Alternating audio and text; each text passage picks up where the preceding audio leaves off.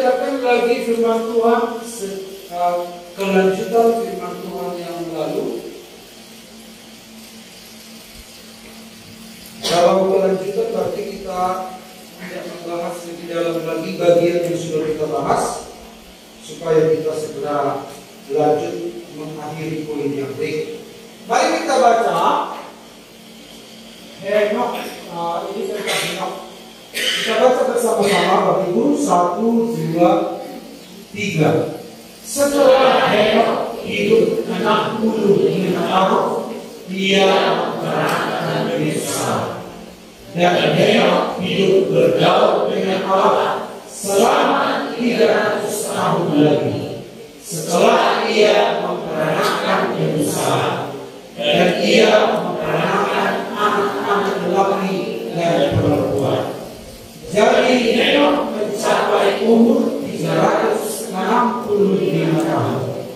Dan Henok hidup bergaul dengan Allah, lalu ia tidak ada lagi, sebab ia telah diangkat oleh Allah. Haleluya. Firman Tuhan minggu yang lalu adalah berjalan bersama Allah. Bergaul dengan Allah sama dengan berjalan bersama dengan Allah. Ini adalah sebuah perjalanan seorang Kristen, dan hanya orang Kristen yang bisa menjalaninya. Dan orang Kristennya harus orang Kristen yang serius, yang sungguh-sungguh.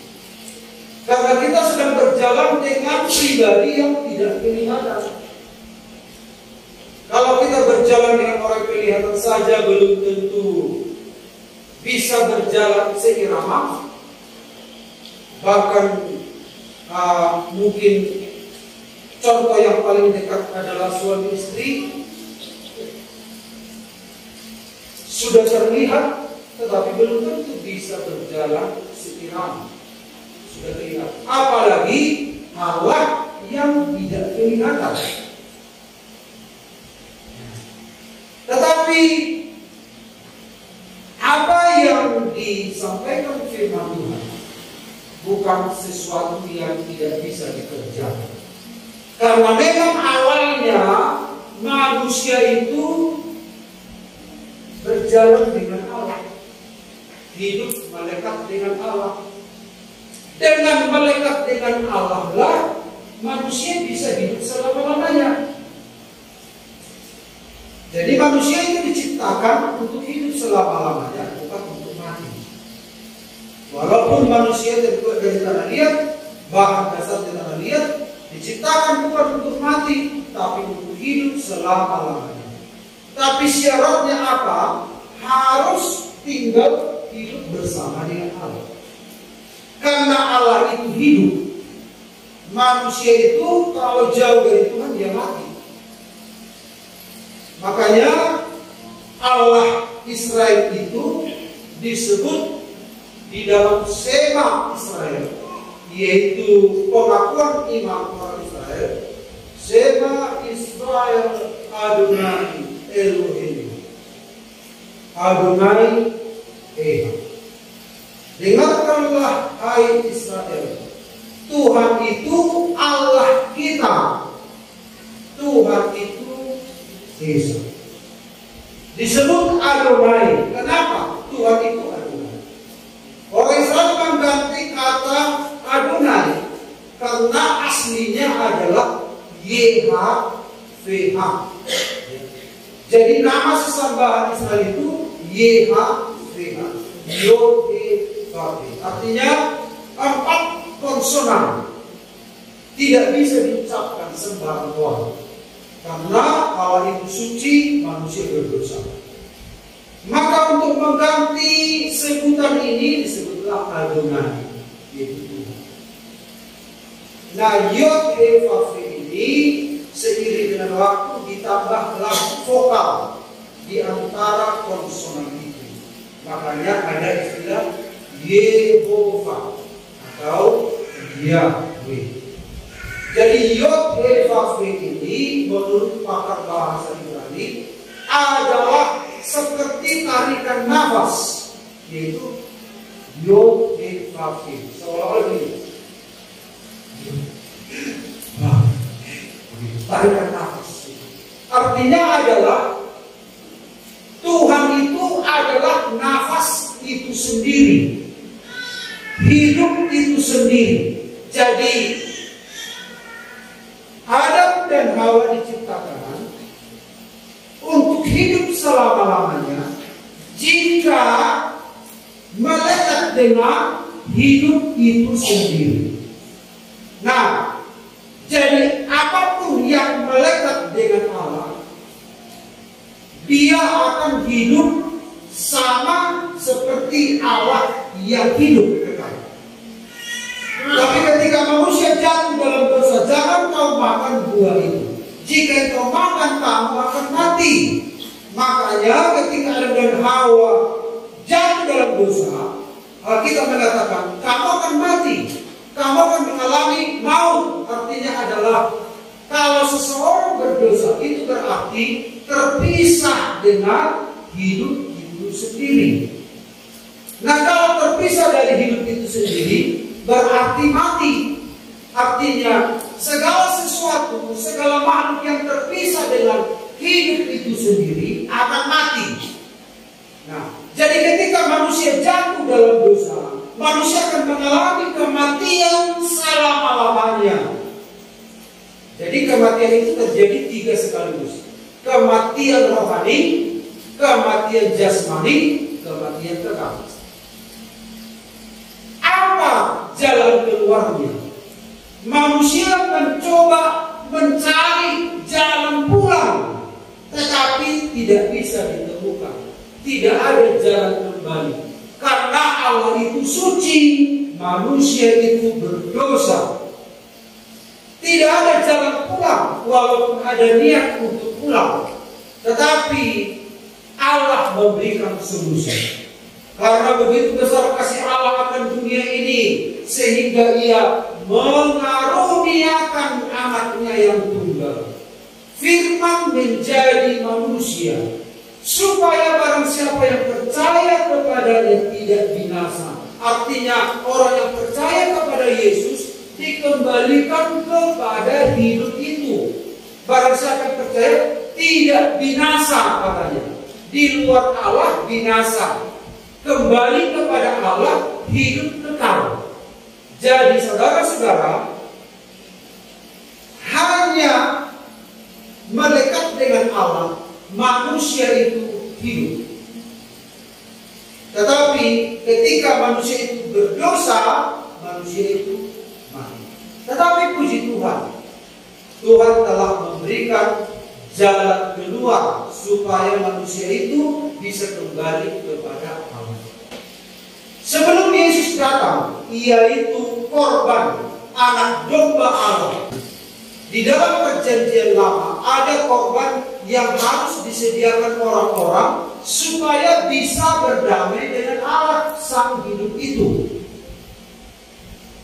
Apa itu? Yaitu korban binatang. Jadi kalau manusia ini menjumpai Allah di masa lalu, manusia itu berarti dia minta mati. Karena tidak seorang pun yang bisa menjumpai Allah. Allah itu suci, Allah itu kudus, Allah itu bagaikan api yang menghanguskan.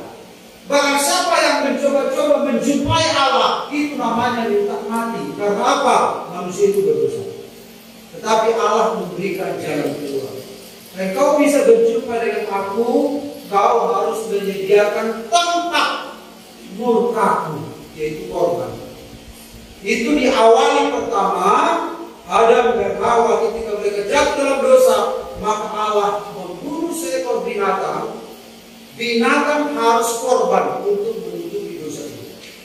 Kemudian Habel juga menangkap kesan itu. Berarti kalau aku menjumpai Allah supaya aku diterima oleh Allah, berarti harus ada binatang yang menggantikan nyawaku. Nah, jadi dalam perjanjian lama, setiap orang yang menjumpai Allah harus menyediakan tempat murka Allah. Kalau tidak disediakan, orang itu akan mati. Nah, korban ini dilakukan orang-orang perjanjian lama, dan Henok pun melakukannya. Artinya adalah kalau ada jalan keluar berjumpa dengan Allah, saya tidak boleh sia-siakan. Dan pada akhirnya korban inilah yang menghubungkan manusia dengan Allah. Dan korban ini merujuk kepada Yesus Kristus yang datang kemudian. Inilah anak domba Allah yang menghapus dosa seisi dunia. Dia mati menjadi korban sekali untuk selamanya dan untuk semua manusia. Dan Henok mengerti kalau ada jalan keluar berjumpa dengan Allah, berarti aku tidak mau sia-siakan. Maka dia bergaul dengan Allah. Jangan sampai terpisah lagi dengan nenek seperti nenek moyangnya. Dan Henok ini adalah keturunan ketujuh dari Adam. Dia mengerti nenek moyangnya dibuang dari Taman Eden karena dosa. Dia mengerti tentang Habel. Dia mengerti tentang Kain. Dia mengerti tentang Set. Dia mengerti nenek moyangnya. Tuhan memberikan jalan keluar. Coba kalau Tuhan tidak beri, tidak beri jalan keluar. Nah, jalan keluar ini tidak disia-siakan oleh Henok, dan dia memutuskan untuk hidup melekat dengan Tuhan. Mari kita lihat Bapak Ibu. Yang pertama dalam Kejadian 5:21-24, setelah Henok hidup 65 tahun, ia memperanakan Metusala, dan Henok hidup bergaul dengan Allah selama 300 tahun lagi. Setelah ia memperanakan Metusala, dan ia memperanakan anak-anak lelaki dan perempuan. Yang pertama, berjalan bersama Allah didasari sebuah komitmen, sebuah keputusan. Di Palapa tadi dinyanyikan sebuah lagu.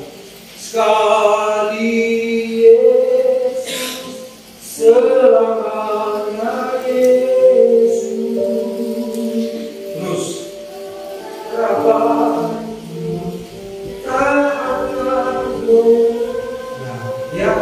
itu sebuah pernyataan komitmen lewat perkataan. Tetapi pernyataan komitmen itu hanyalah sebuah komitmen tanpa arti kalau tidak ada tindakan. Saudara-saudara, berapa kali pun kita mengatakan sekali Yesus tetap Yesus, atau Yesus aku cinta engkau, itu hanyalah sebuah komitmen yang tidak bakal terjadi jika tidak disertai dengan tindakan. Nah, saudara-saudara, kita lihat Henok kenapa bisa dia berjalan bersama dengan Allah. Ada sebuah keputusan, ada sebuah komitmen. Nah, ini Henok. Inilah perjalanan hidup Henok ini. Setelah Henok berumur 65 tahun, lahirlah Metusala. Jadi saudara-saudara, kemudian kelahiran Metusala tidak menghentikan hubungannya dengan Tuhan. Tentu ketika anaknya lahir, ada kebutuhan, ada kerepotan. Waktunya tersita. Tetapi ternyata tidak luntur, tidak surut komitmen dari Henok untuk bergaul dengan Tuhan. Malah dia memperkuat komitmennya. Dia berjalan dengan Allah selama 300 tahun lagi. Selama 300 tahun lagi. Bisa saja Henok ketika dia menikah, lahir anak, ada kebutuhan, ada kerepotan, bisa saja dia berkata, Tuhan sudahlah, sekarang aku sudah rela. Andai kata aku belum menikah, aku bisa full hatiku kepadamu. Tetapi Henok tidak diganggu oleh apapun. Kalau kita punya alasan, Tuhan aku sibuk sekali, anak-anakku masih kecil, aku repot ini. Ternyata bagi tidak ada alasan, malah dia memperbaharui keputusannya. Aku akan terus mengikut Tuhan. Aku harus hidup benar.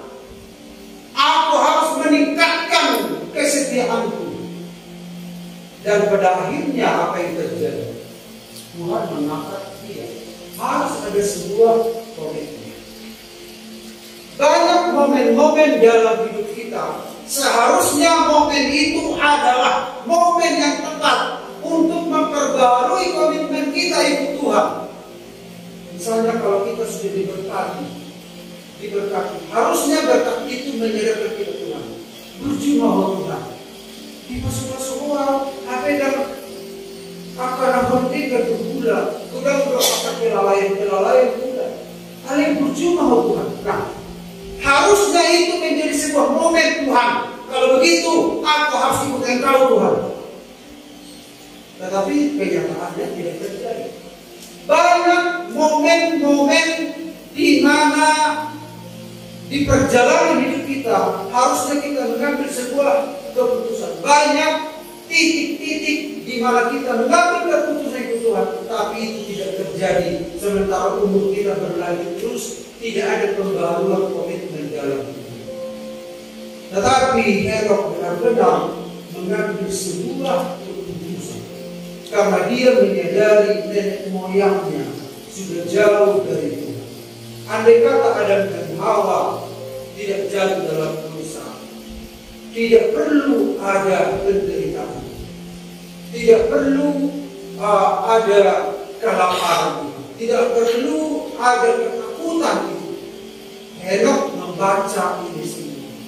Hanya dengan Allah ternyata manusia itu mengalami kebenaran, mengalami sukacita, mengalami kehidupan.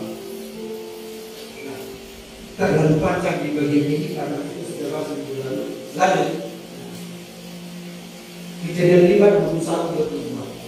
Setelah Henok hidup 65 tahun, ia memperanakkan Metusalah, dan Henok hidup bergaul dengan Allah selama 300 tahun lagi. Setelah dia memperanakkan Metusalah dan dia memperanakkan anak-anak lelaki dan perempuan. Yang kedua, berjalan bersama dengan Allah harus ada pengabdian sepenuh hidup. Mengabdi. Kalau kita lihat ada dua pribadi, ada Henok, ada Allah. Allah itu menciptakan kita, manusia ketika berdosa jauh dari Tuhan. Ada Allah, ada manusia, ada gap, ada jurang. Tetapi Allah menghubungkan lewat pengorbanan. Dia menghubungkan dengan korban, yaitu nantinya adalah diwujudkan oleh Yesus Kristus. Sebelum itu terwujud, orang-orang perjanjian lama percaya bahwa korban inilah penghubung. Ada jalan keluar, ada solusi. Selama ini ada gap, maka manusia akan mati. Tidak ada masa depan, tidak ada harapan, dan akibatnya adalah neraka yang berat.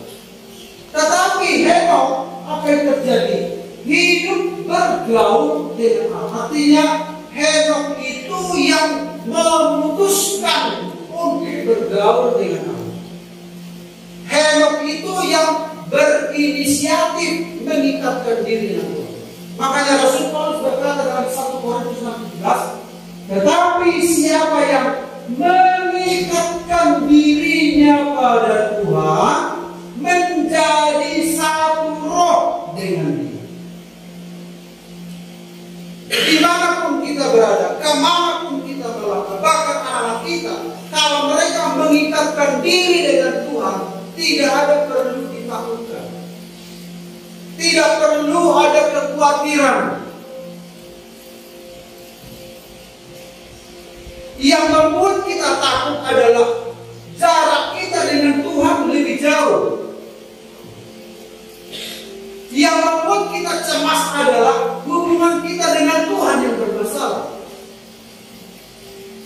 Tapi kalau hubungan kita dengan Tuhan bagus, tidak ada ketakutan, tidak ada keraguan, tidak ada kecemasan, tidak ada kekhawatiran.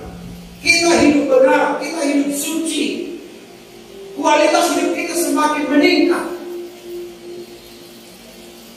Henok yang mengikatkan diri, Henok yang berkomitmen, Henok yang memutuskan, Henok yang berinisiatif supaya kehidupan kita meningkat, kualitas hidup kita meningkat. Saudara dan saya yang harus berinisiatif, mengikatkan diri. Bapak Ibu kan tengok ini kata kerja ini. Barang siapa yang mengikatkan dirinya, itu seperti apa itu? Seperti tali yang dilemparkan ke bumi, dilempar, ya baru naik. Itu seperti sau. Kapal yang terombang-ambing lalu dilempar ke sau, lalu sau itu terkait di batu-batu, akhirnya kapal itu tenang. Mengikatkan diri, bergaul dengan Allah. Badan kita nggak enak misalnya pagi-pagi hari, kita yang mengikatkan diri dengan Tuhan, kita yang melawan kelemahan kita, supaya kita mengerti Tuhan, kita yang berinisiatif membaca firman Tuhan. Karena Tuhan itu kuat, penuh kuasa. Kita yang mengikatkan diri dengan orang yang penuh kuasa itu. Makanya kalau hanya 28 saja saudara sudah bangga, gimana dengan hal-hal kuasanya atau komitmen-komitmen yang lain? Saya mengajak Bapak Ibu Saudara sekalian di tempat pendidikan Jembatan, mulailah berinisiatif melangkah untuk mengikatkan diri dengan Tuhan. Amin. Amin. Komitmennya itu keputusannya ada pada saudara dan saya. Tuhan itu sifatnya terbuka. Makanya Paulus, barang siapa yang mengikatkan dirinya pada Tuhan, menjadi satu roh. Mari kita lihat lebih jauh lagi. Ini Henok, ini Allah. Nah, ini gambaran ini sudah kita lihat minggu lalu. Gak usah dijelaskan lagi tentang sebuah ikatan. Nah, ikatan ini, pengabdian sepenuh ini ditunjukkan juga di dalam sebuah hubungan. Jadi hubungan manusia dengan Allah itu di dunia ini diletakkan di dalam hubungan pernikahan. Makanya dikatakan oleh Paulus, rahasia ini besar, tetapi yang aku maksudkan ialah hubungan Kristus dan jiwa. Hubungan yang paling lama adalah hubungan antara kita dan Tuhan, karena menyangkut lahir sampai mati. Sementara di dunia ini hubungan yang paling lama adalah hubungan suami istri. Nah, imbas dari hubungan itu adalah imbas hidup bersama keserupaan. Dengan siapa kita hidup bersama, dengan itulah kita hidup. Dengan itulah kita serupa. Misalnya, kalau saudara punya teman, lama-kelamaan saudara akan sama dengan dia. Makanya dikatakan, pergaulan yang buruk merusak kebiasaan yang baik. Pilih siapa teman. Karena imbas hidup bersama itu semakin serupa.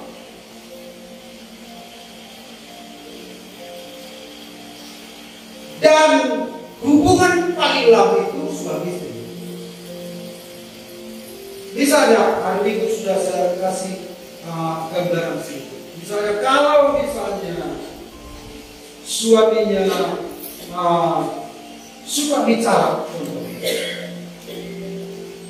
istri pendiam.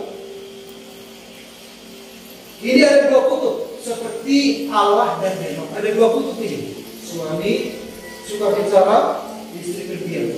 Kutub suami, kutub istri. Ini tarik menarik, mana lebih kuat? Kalau sama kuat, maka suami yang suka bicara ditarik ke sini, istri pendiam ditarik ke sini. Kalau sama kuat, akhirnya mereka sama. Bagaimana kalau sang suami kuat, suka bicara, jadi pendiam? Kalau suami kuat, dia akan ditarik ke sini. Akhirnya istri jadi suka bicara. Atau kalau istri itu kuat, suami yang suka bicara, akhirnya pendiam, jadi sama. Makanya kalau ada suami istri mirip, dulu nggak mirip, sekarang jadi mirip karena prinsipnya ini, keserupaan. Nah, kalau kita bergaul dengan Allah, kita nggak bisa menurunkan standar Allah ke kita. Kita ini orang yang lemah. Kita ini pemurung. Kita ini orang yang tidak jujur contohnya. Kita ini mudah tertipu. Kita ini lemah. Kita ini takut. Kita ini suka khawatir. Tapi kalau kita mengikatkan diri dengan Tuhan, Tuhan itu kutub yang kuat. Dia akan menarik kita kepada dirinya. Kita yang takut menjadi pemberani. Amin. Kita yang suka khawatir menjadi orang yang percaya. Kita ini orang yang rapuh, orang yang gampang jatuh dalam dosa. Ketika kita mengikatkan diri dengan Tuhan, maka kita semakin kudus, semakin suci. Karena kekuatan Tuhan akan mempengaruhi kita. Akhirnya apa yang terjadi? Imbas hidup bersama, kita menjadi serupa dengan Kristus. Amin. Amin. Ikatkan dirimu pada Tuhan, maka saudara saya akan berubah seperti dirinya.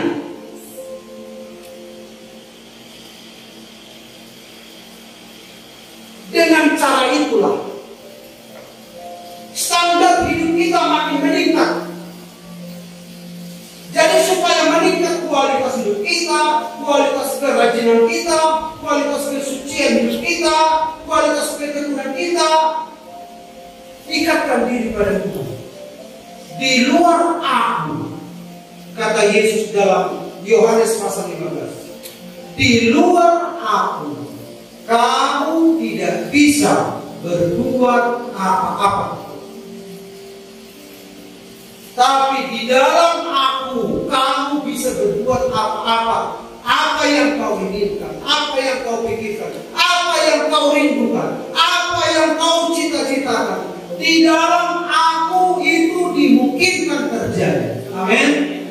Karena Yesuslah kutub yang paling kuat menarik kita meningkat ke arah dirinya sendiri. Setiap orang percaya, setiap anak muda yang mengikatkan diri dengan Tuhan, lihatlah cita-citamu di dalam Tuhan akan tercapai. Haleluya. Bukankah Tuhan berkata, mintalah apa yang akan kuberikan kepadamu. Kenapa? Apa yang kita inginkan dia luluskan. Syaratnya adalah kita mendekat kepada dia, karena kita dan dia menjadi satu. Satu terbang, satu terbang. Haleluya. Haleluya.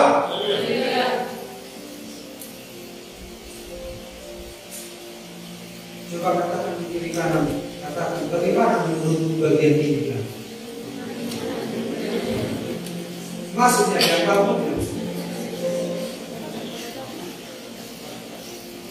kadang memahami Tuhan ini kan, apalagi tentang itu baru luar biasa ini sekarang.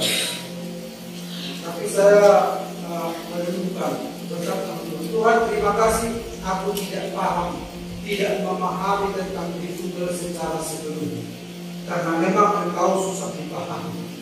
Engkau Allah yang ajaib. Engkau Allah yang maha kuasa. Kalau aku bisa memahami engkau, berarti masih bisa masuk akalku, berarti engkau terbatas. Tapi aku bersyukur aku tidak memahami engkau. Itu tandanya engkau Allah yang maha kuasa. Amin. Karena itu anak muda, ikatkan diri kepada Tuhan. Dengan mengikatkan diri dengan Tuhan, engkau berkemenangan melawan arus dunia yang hebat ini. Nah, selanjutnya yang terakhir, Kejadian 5:23-24. Jadi Henok mencapai umur 345 tahun dan Henok hidup bergaul dengan Allah. Lalu ia tidak ada lagi, sebab ia telah diangkat oleh Allah. Yang ketiga, berjalan bersama Allah membawa dampak signifikan. Apa arti signifikan? Dalam kamus diartikan adalah lebih bermakna, istimewa. Jadi arti lengkapnya adalah signifikan. Signifikan artinya adalah membawa efek yang jauh lebih besar dari sekedar hasil biasa. Memang ada hasil, tetapi kalau bergaul dengan Allah, efeknya luar biasa. Mari kita lihat di mana keluar biasaan dampak sebagai hasil kebersamaan dengan Allah ini. Mari kita lihat Bapak ini. Kita lihat yang pertama bagi hidup pribadi Henok. Dampak apa yang terjadi bagi pribadi Henok? Saya tunjukkan kepada kita, ketika Henok berumur 65 tahun, maka lahirlah Metusalah dan seterusnya. Dia bergaul tarik dengan. Nah, selama perjalanan bersama dengan Tuhan, kira-kira Bapak Ibu, apa yang terjadi pada Henok di sini?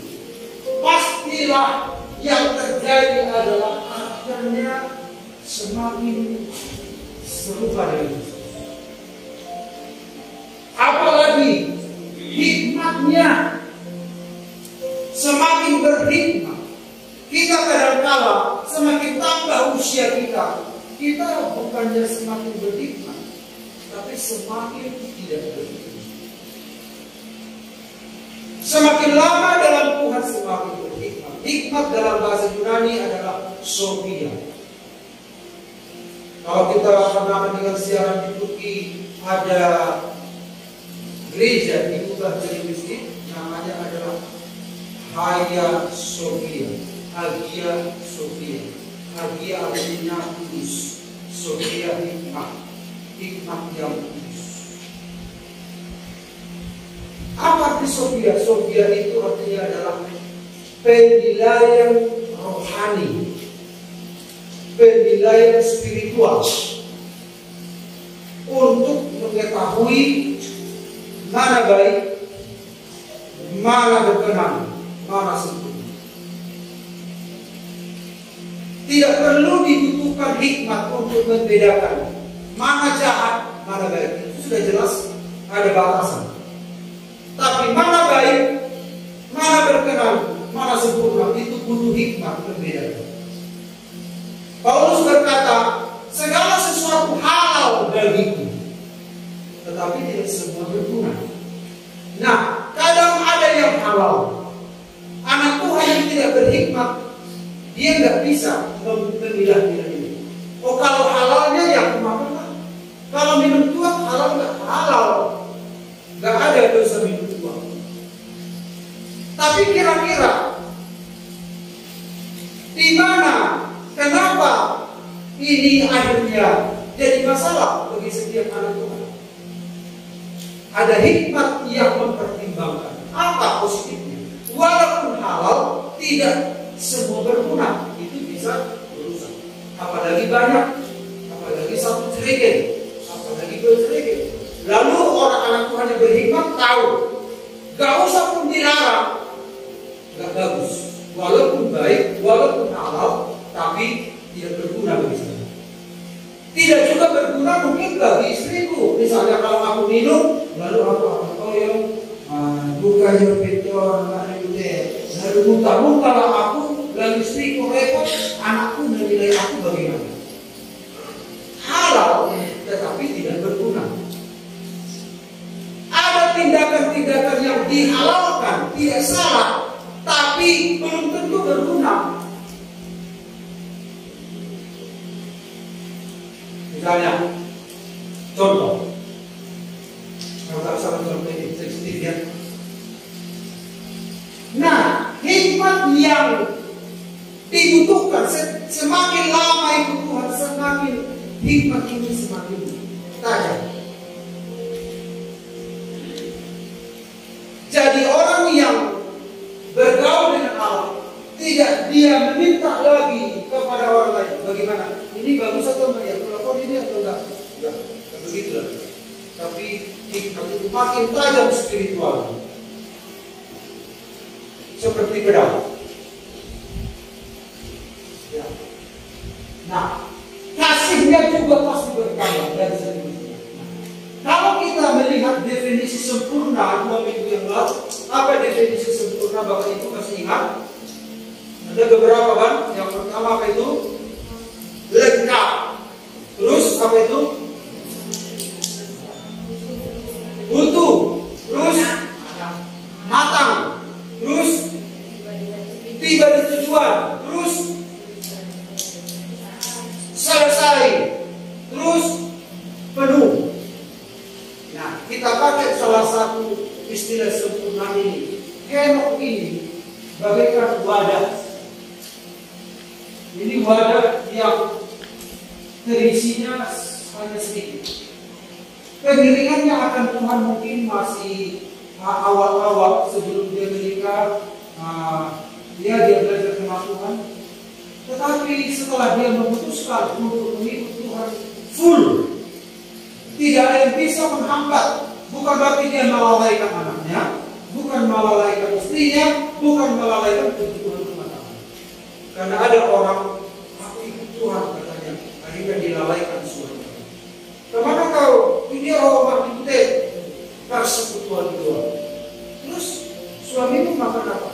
Lo isi, seperti Tuhan hidup, Tuhan hidup.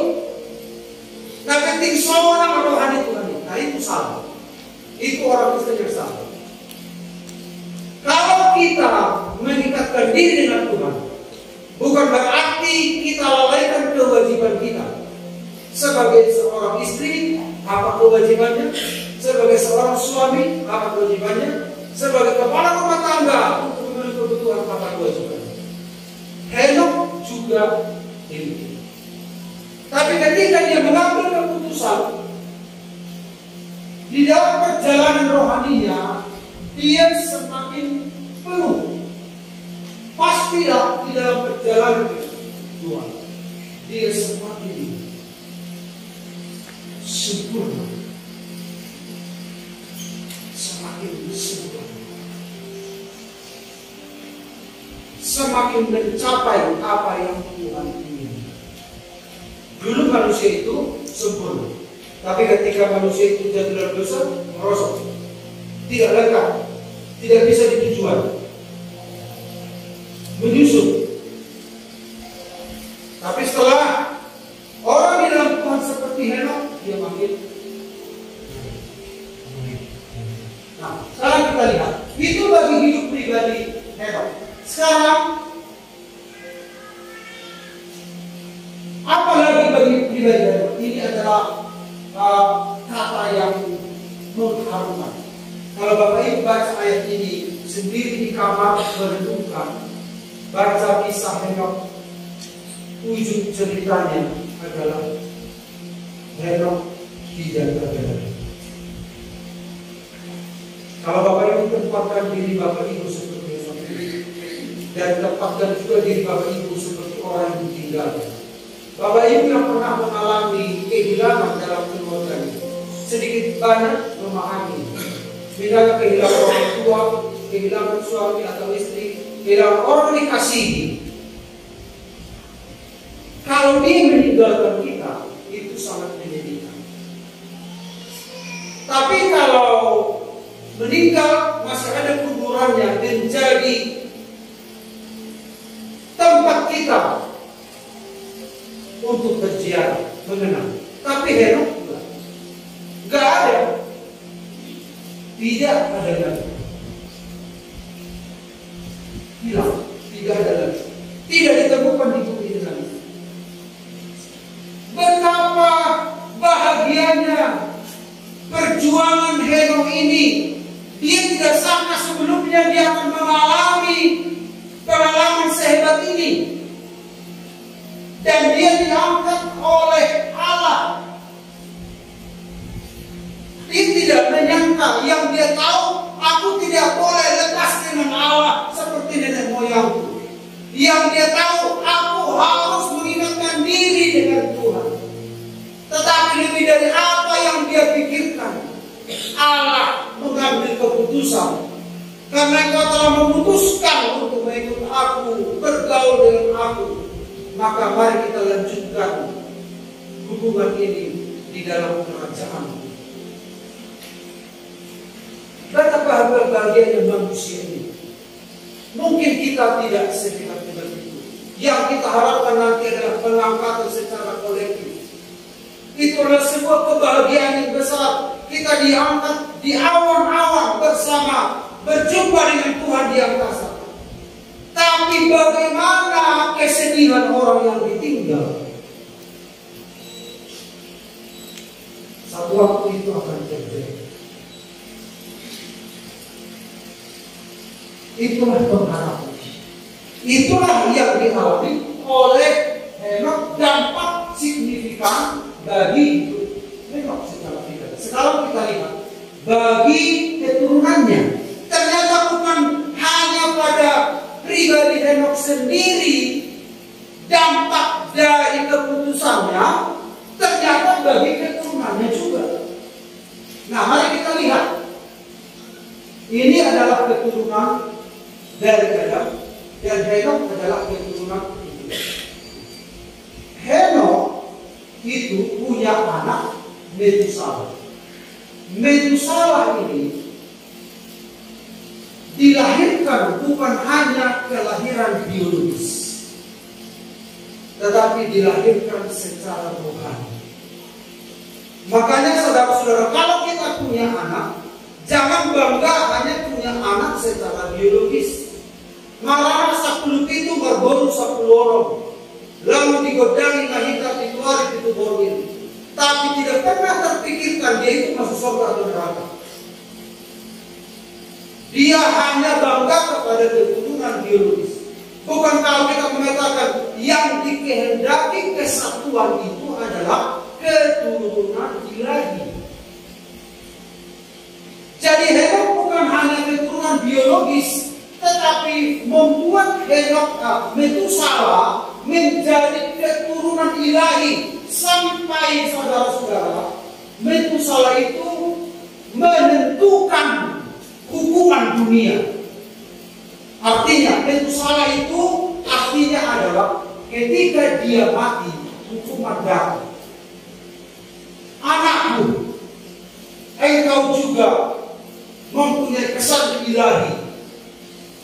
Kalau engkau nanti mati, umur Metusalah adalah berapa Bapak Ibu? 969 tahun. Metusalah penanda akan datangnya hukuman di zaman Nuh. Jadi Bapak Ibu kita lihat, inilah Henok. Dia tidak hanya punya keturunan biologis, tetapi pesan-pesan ilahi. Dia melipat gandakan diri, bermultiplikasi keturunan ilahi. Demikian juga dengan Lamek. Lamek melahirkan Nuh. Nuh itu adalah di mana di zaman Nuh terjadi air bah. Jadi bukan hanya kepada Henok dampak. Betapa perlunya kita memperhatikan keturunan kita. Amin Bapak Ibu. Hizkia pernah jatuh sakit, Raja Hizkia, Raja Yehuda. Lalu dia berdoa, lalu Yesaya datang.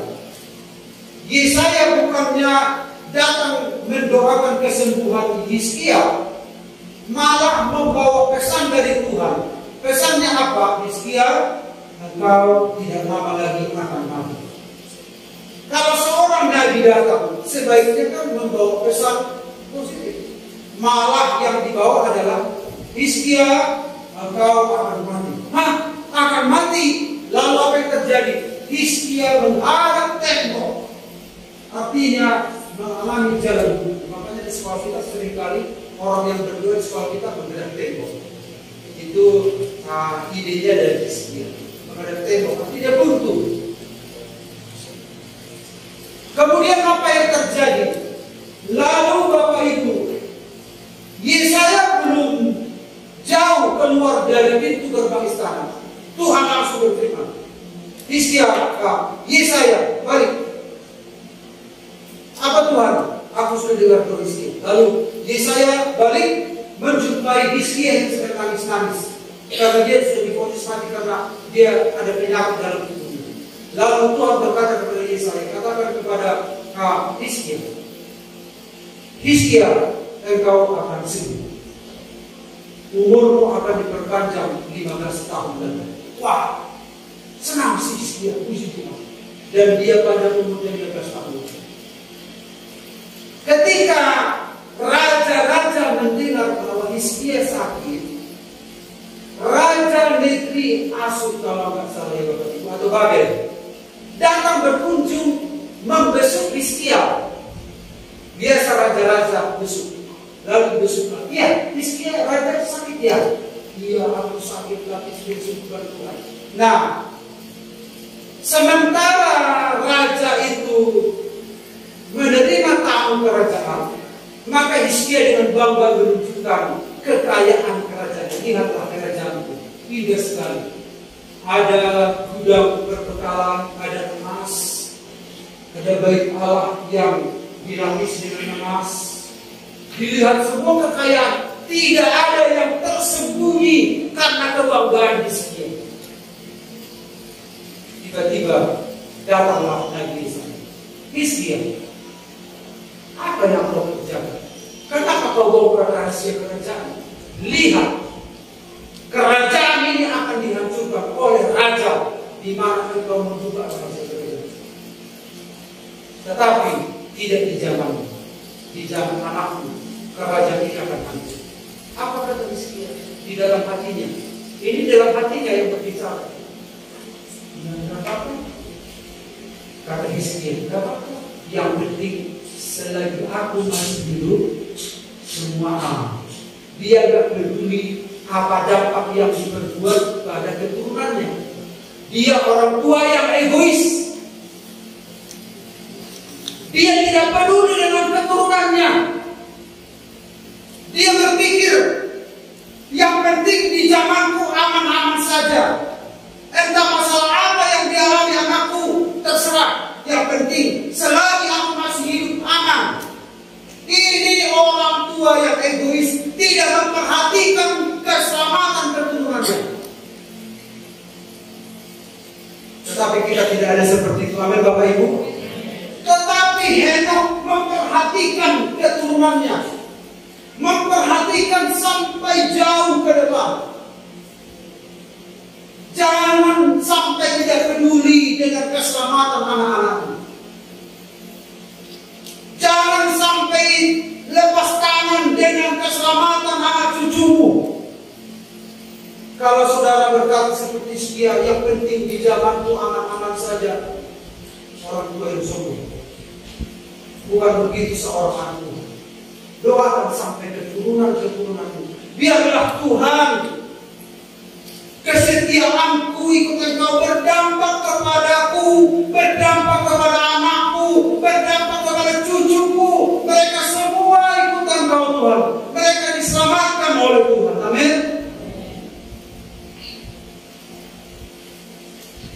Bahkan siapa saja, siapa itu, si Gumilang, ya, yang punya pesantren Al-Zain itu saja, dia punya cita-cita memakmurkan Indonesia 1000 tahun ke depan. Padahal dia udah hampir 80, Panji bilang. Tapi kenapa dia bisa punya cita-cita itu? Dia baru diperiksa pertama, nyanyiannya lagu-lagunya lagu-lagu Yahudi. Makanya dia ditangkap hampir 1 tahun di penjara. Sekarang sudah beres. Ini drama ini. Lagu-lagu Yahudi, lagu-lagu Yahudi. Kenapa dia bisa punya cita-cita? Orang yang di luar Tuhan mempedulikan generasi. Kenapa kita cuek dengan generasi ini? Mulai saat ini doakan keturunan Bapak Ibu, amin. Jangan cari selamat sendiri. Walaupun belum terlihat hari ini, terus doakan karena tugas kita seumur hidup adalah masalah keselamatan. Tidak ada yang kita bawa kalau kita sudah mati. Pastikan bawa mereka semua dalam doa. Berharap pada Tuhan, tolong bukan hanya saya, anak-anakku, menantuku, cucuku, bahkan berapa generasi setelah saya. Tuhan jaga semua. Bagi hidup orang lain. Nah, artinya apa Bapak Ibu? Ternyata Henokh melihat di zaman Nuh akan ada air bah. Itu Henokh yang melihat. Anakku Metusalah, namamu adalah Metusalah. Arti Metusalah, ketika engkau datang, engkau mati, maka hukuman datang. Jadi setelah Nuh menyelesaikan bahteranya, di zaman itulah juga Metusalah mati. Jadi penanda datangnya aba-aba, kode datangnya air bah itu adalah pas kematian Metusalah. Jadi artinya adalah keturunan Metusalah. Henokh yang mengambil keputusan cinta Tuhan, berdampak kepada anaknya, berdampak kepada cucunya, berdampak kepada cucunya, ternyata dipakai Tuhan mempengaruhi sampai skop yang lebih besar. Mungkin Bapak Ibu berpikir, apalah dampak Tuhan adalah orang miskin, aku tidak berpendidikan, aku orang menengah. Tetapi ingat, seberapapun dampaknya, kalau saudara dan saya mengikatkan diri dengan Tuhan, yang pasti ada dampaknya. Amin. Ada dampak yang Bapak Ibu lakukan. Ada pepatah mengatakan gajah mati meninggalkan gading, harimau mati meninggalkan belang, manusia mati meninggalkan nama. Mungkin di dalam hidup ini saudara tidak sehebat dengan orang lain, tetapi hubungan saudara dengan Tuhan itu dikenang oleh orang lain, berdampak. Ketika saudara diingat, sementara saudara tidak ada lagi di dunia, tapi ingatlah orang itu betapa dia mencintai Tuhan, dan itu memberikan motivasi bagi orang. Amin Bapak Ibu. Bukan hanya yang kita berkata hidup ini adalah kesempatan. Hidup ini adalah kesempatan. Hidup ini untuk melayani Tuhan. Jangan sia-siakan apa yang Tuhan beri. Hidup ini harus jadi berkah. Kalau tidak jadi berkah, tidak sama kita berbuat Allah. Karena sumber dunia, karena sumber sama keluar mulai Tuhan, Allah mau Tuhan, kenapa burukku? Maka dampak negatif yang baru. Tapi kalau saudara jadi berkat Tuhan, dia belajar kubur. Asa ada tikiku mengudara dayo, asa ada tikiku Tuhan mengawasi untuk untuk perhatian. Tapi kalau enggak jadi berkat lagi, dan salah Tuhan. Amin Bapak Ibu. Amin. Alasan kita minta panjang umur kalau kita menjadi yang berikut bagi dunia ini. Apa dampak keputusan Henokh ini? Ternyata bagi dunia ini kita perkecil, lalu kita geser, kita lanjutkan perjalanan. Apa dampak bagi dunia dari keputusan komitmen Henokh ini? Kita lanjutkan garis waktunya 6.000 tahun ke depan Henokh dan 7.000 tahun ke depannya. Henokh ini, saudara-saudara, telah melihat jauh ke depan. Keputusan yang ekstrim ini ternyata dampaknya luar biasa. Apa yang dia lihat? Dan dia melihat akan datang Yesus. Jadi Bapak Ibu, ini Henokh ini ribuan tahun sudah, tapi dilihat Yesus akan datang dengan berlaksa-laksa beribu-ribu orang yang dikasihi. Juga tentang Henokh, keturunan ketujuh dari Adam telah berbuat katanya, sesungguhnya Tuhan datang dengan beribu-ribu orang kudusnya, hendak menghakimi semua orang dan menjatuhkan hukuman atas orang-orang fasik karena semua perbuatan fasik yang mereka lakukan, dan karena semua kata-kata nista yang diucapkan orang-orang berdosa yang fasik itu terhadap Tuhan. Henokh telah melihat kedatangan Tuhan. Jadi juga penghukuman. Jadi ada dua kejadian besar di mana komitmen Henokh yang mengakibatkan Tuhan singkapkan itu padanya. Kejadian besar yang pertama adalah air bah menghukum bumi. Kemudian kejadian besar yang kedua nanti adalah akan adanya hukuman kekal bagi dunia. Langit dan bumi akan berdoa, akan dibakar oleh api. Kenapa Henokh menjadi penanda yang membukakan semua dua hukuman besar ini? Karena keputusannya dia bergaul dengan Tuhan. Mungkin tidak seperti Henokh dampak signifikan yang kita akan alami. Yang jelas, setiap keputusan untuk melekat dengan Tuhan pasti berdampak bagi hidup kita, bagi keturunan kita, bagi orang lain, dan bagi lingkungan. Amin. Berjalan bersama di Allah, ada Roh Kudus yang menolong kita, yang membimbing. Mari kita jadikan bagi yang kami hidup. Amin.